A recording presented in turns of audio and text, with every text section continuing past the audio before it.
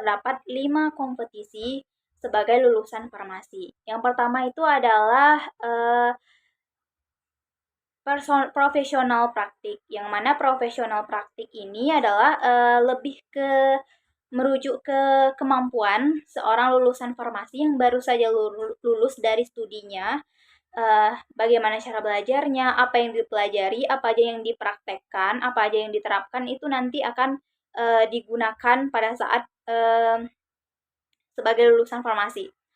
Terus yang kedua ada personal skill, yang mana personal skill ini tuh lebih ke komunikasi atau kemampuan komunikasi seseorang, kita sebagai ahli farmasi ini, dan juga sikap, dan juga bagaimana cara kita menghadapi pasien. Yang ketiga itu adalah organization and management skill, yang mana nanti kita dilatih juga bagaimana cara kita untuk merancang dan juga memanajemenkan waktu dan juga merancang bagaimana obat itu bisa digunakan.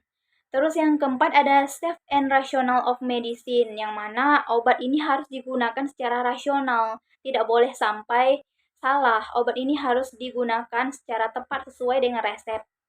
Yang kelima ada supply of medicine, yang mana supply of medicine ini dia itu lebih ke bertanggung jawab, yang mana supply of medicine ini dia bertanggung jawab atas pasokan dari obat dan juga lain-lainnya. Sebagai contoh, terjadinya atau minimnya manajemen obat pada rumah sakit B. Pertanyaannya adalah bagaimana cara untuk meningkatkan manajemen obat pada rumah sakit B. Jadi, kita sebagai lulusan farmasi, sebagai ahli farmasis, kita tuh harus benar-benar mengetahui manfaat obat, apapun segalanya tentang obat. Terus kita sebagai ahli farmasi juga harus berkomunikasi dengan baik dengan pasien. Semisalnya, pasien mengalami keluhan dan tidak mengerti cara pemakaian obat, kita sebagai ahli farmasis ini harus menjelaskan secara baik-baik kepada pasien supaya pasien tersebut paham. Terus kita sebagai ahli farmasis ini juga harus bisa memanajemen obat yang ada di rumah sakit. Seperti kita harus memantau distribusi dan juga penggunaan obat yang terjadi pada rumah sakit.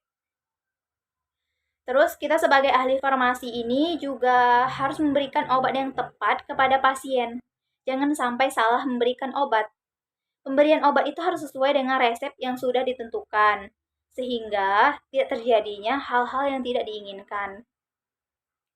Terus sebagai ahli farmasi ini juga harus bertanggung jawab, seperti bertanggung jawab atas pasokan obat, dan juga kita sebagai ahli farmasi ini juga harus mengawasi dan memastikan bahwa tidak terjadinya pemborosan obat dan juga penyeludupan obat yang terjadi pada saat kita berada di rumah sakit.